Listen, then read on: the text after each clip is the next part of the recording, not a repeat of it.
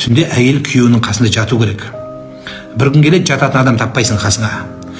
Оны тыңдау керек, басын сипап, қолынан сүйіп қасында отырыңыз. Бір күн келеді, соны таппай қалатын боласың. Көшеге қаңғи бермеу керек түнде. Тоқтамай түн қыдырған боқ басады дейді қазақта.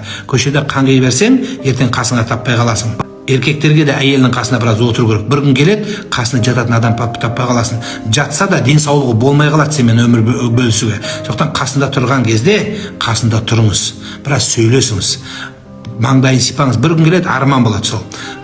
Менен сұраңыздар, мен имамым, талай үлкен ағалар, апаларды білем ғой. Жарым болғанда дейді, көзіне жас алып тұрып айтады.